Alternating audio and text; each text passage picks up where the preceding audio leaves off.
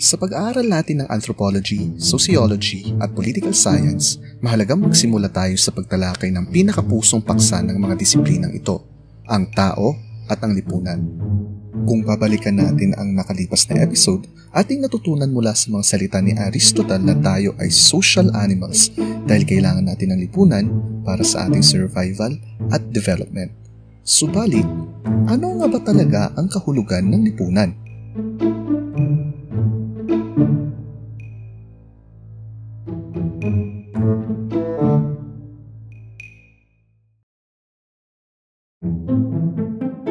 Maraming mga scholars ang nagtatalo sa kung ano ba talaga ang tunay na kahulugan ng lipunan, ngunit ito ang basic na idea tungkol dito.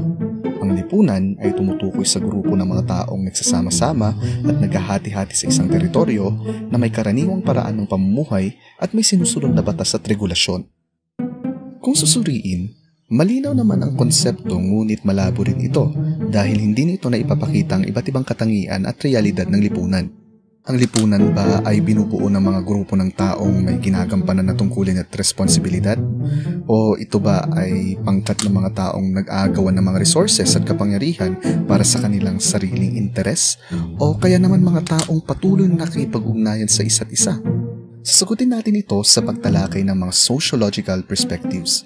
Tandaan na isa sa mga pinakamalaking instrumento na ginagamit sa social science ay ang mga perspektibo ng mga thinkers. Ito ang dahilan kung bakit sa pag-aaral natin ng lipunan, samut-saring mga pangalan at ideya ng mga scholars sa matatagpuan natin at mahalagang pag-aralan ng mga ito upang hindi maging one-sided, biased at limitado ang pag-intindi natin sa lipunan. Mayroon tayong tatlong pangunahing sociological perspectives. Ito ang structural functionalism, conflict theory, at symbolic interactionism. Tinitingnan ng mga lenses na ito ang lipunan ng pangkalahatan hanggang sa pinakamaliit na detalye o kung tawagin natin ay macro at micro level. Magsimula tayo sa structural functionalism. Ito ay nagmula sa mga ideya ni Emile Durkheim kung saan tinitingnan niya ang lipunan bilang isang malaking organismo na binubuo ng mga bahagi o parts na may kani-kanyang mga tungkulin. Ang mga bahaging ito ay nagtutulungan upang makamit ang balanse o stability ng organismo na tutulong sa pagpapanatili ng buhay nito. Ang kidney, for example, ay may function na masala ang mga waste sa iyong katawan. Subalit kung hindi nito magagampanan ng kanyang mga function, magkakaroon tayo ng sakit. Ganito rin sa lipunan. Isa tayong malaking struktura na binubuo ng iba't ibang grupo ng mga tao na kung tawagin natin ay social institutions. Ilan sa mga halimbawa ng social institutions ay ang pamilya, paaralan, gobyerno, ekonomiya, at simbahan. At ang bawat isa ay may role o function na ginagampanan sa lipunan. Tulad ng sa pamilya na ang function ay hubugin at palakihin ng maayos ang mga bata. Mahalagang tandaan na nahati sa dalawa ang social functions. Ito ay ang manifest function at ang latent function. Ang manifest function ay tumutukoy sa mga tungkulin na obvious, given, or deliberate.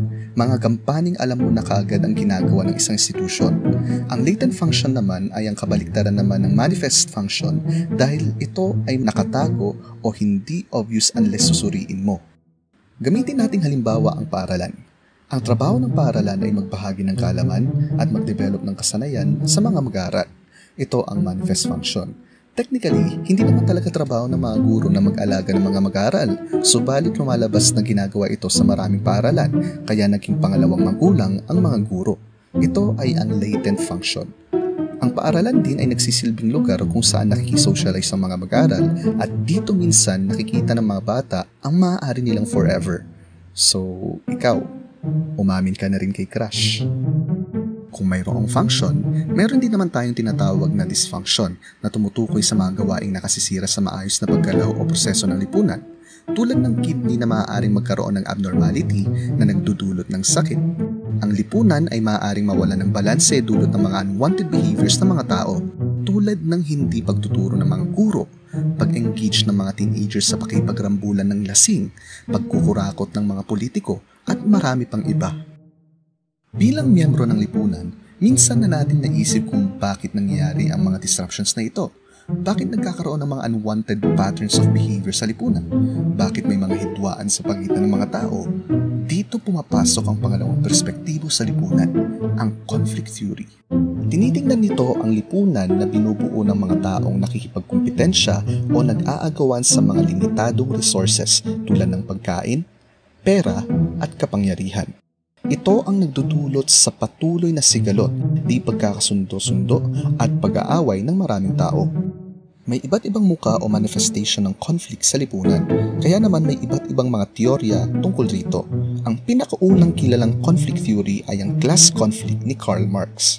Noong lumaganap ang kapitalismo at dumami ang mga factories, pinuna ni Marx ang abusong nangyayari sa pagitan ng dalawang klases, ang bourgeoisie o ang mga taong may hawak ng means of production tulad ng machines sa factory, at ang proletariat o ang working class na nagtatrabaho para sa mga bourgeoisie upang mabuhay.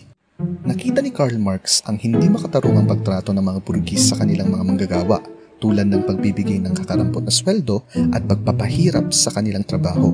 At napagtanto niya na ginagamit lamang nila ang mga proletariats para sa pansariling interes. Bukod sa class conflict, meron ding racial conflict theory na nagsasabing nagkakaroon ng inequality dahil sa sigalot ng magkakaibang mga races at ethnic groups. Nariyan din ang gender conflict theory na nakikita ang hindi pagkakapantay-pantay ng mga kababaihan at kalalakihan, at dito natin maririnig ang mga salitang sexism at gender bias. Ang structural functionalism at conflict theory ay tinitingnan ng lipunan sa macro level. Paano naman ang micro level? Ating bigyang pansin ang symbolic interactionism na nagsimula sa mga ideya ni Max Weber. Tinitingnan nito ang lipunan na binubuo ng mga taong patuloy ang pakipag-ugnayan sa isa't isa sa pamamagitan ng mga simbolo. Ang simbolo ay tumutukoy sa anumang bagay na may representation o kahulugan tulad ng gestures at language, at ito ay magkakaiba sa iba't ibang grupo o kultura. May mga simbolo na pareho nating binibigyan ng kahulugan at may iba naman na nagtatalo tayo. Ang aso sa isang kultura ay tinitingnan bilang alaga at best friend, subalit sa ibang kultura ay tinitingnan itong pagkain. Mahalagang tandaan na ang interpretation natin sa mga simbolong ito ay nakakaapekto sa kilos o behavior ng mga tao sa lipunan. Kung susuriin, ang symbolic interactionism ay connected sa dalawa pang perspektibo sapagkat ang interaction ay maaaring magdulot ng pagkakaisa ng mga tao o pagkakaroon ng conflict sa pagitan ng mga ito. Ang bawat sociological perspectives ay may advantage at disadvantage, kaya mahalagang pag-aralan at i-consider ang bawat isa upang maging mas objektibo ang pag-aaral ng lipunan. I hope na marami kayong natutunan, and see you on the next video.